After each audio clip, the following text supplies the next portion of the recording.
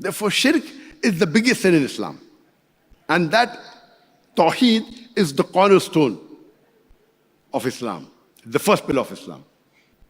It's mentioned in the Quran, in Surah An-Kabut, chapter number 29, verse number 45. Utlu ma uya ilayka al-kitab, waqimus salat. Inna salata tanha anil fahsha'i wal munkar.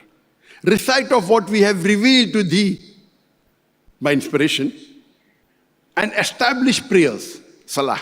For verily salah, prayers, restrains you from shameful and unjust deed. The second pillar of Islam mentioned in the last and final revelation Quran is salah. That established salah, it restrains you from shameful and unjust deed. There's a talk I've given, Salah, the programming towards righteousness. It's a 1.5 hour talk, which gives details from the Quran and the Sahih Hadith. That how does Salah program you towards righteousness and keeps you on the straight path. The third pillar of Islam, it is zakat. Every rich Muslim who has a saving of more than the nisab level, 85 grams of gold, he or she should give 2.5% of that saving every lunar year in charity. It's called the zakat. If every rich human being in the world gives zakat, poverty will be eradicated from this world. There will not be a single human being who will die of hunger. And the categories to whom you can give zakat is mentioned in Surah Tawbah, chapter number 9, verse number 60. There are 8 categories. The first is fuqara, a poor person who has a saving of more than the nisab level, who has a saving of less than the nisab level, less than 85 grams of gold. Number 2 is masakin, a needy person.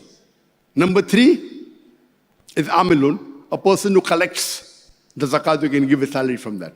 Number 4 is mu'allafatul qulub, those whose hearts are coming towards Islam. Use zakat money. If you know a person will accept Islam, if you influence him, you can use it. The category is mu'allafatul qulub, those whose hearts are coming to Islam. Number 5, gharimun, a person who's a debtor. Number 6, riqab, freeing of slaves. Number 7, jihad fi sabilillah, striving and struggling in the way of Allah subhanahu wa ta'ala. And 10th is ibn sabil, a wayfarer, a traveler. These are the 8 categories mentioned in the Quran to whom you can give zakat. The 4th pillar of Islam, mentioned in the last and final revelation from Allah subhanahu wa ta'ala, it is Sawm, that is fasting. Every adult Muslim who is healthy, he should fast in the month of Salah and who's not traveling, fast in the month of Ramadan from dawn till sunset. He should abstain from food, drink and sex from dawn till the sunset. And Allah says in the Quran in Surah Baqarah chapter 2 verse 183 that Ramadan was, that fasting has been prescribed to you as it was prescribed to people who came before you so that you may learn self-restraint. The main reason of fasting is to increase your taqwa, to increase your God consciousness, to increase your piety. Today the psychologists, they tell us that if you can control your hunger, you can control almost all your desires.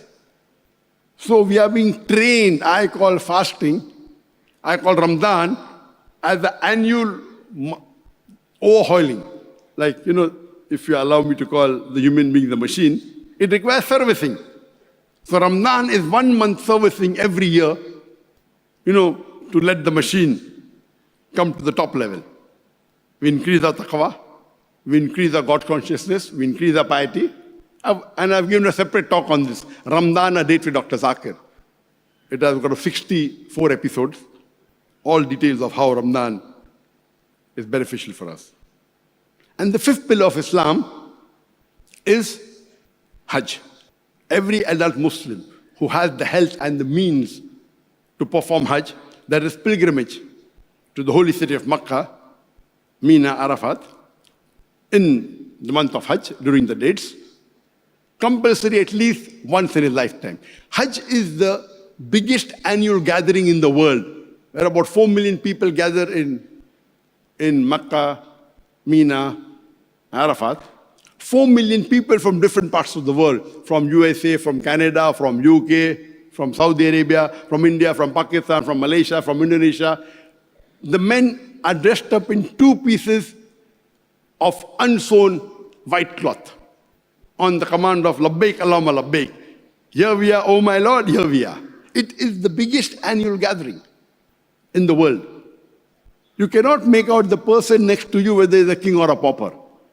All of them, two pieces of unsewn white cloth. It increases the brotherhood.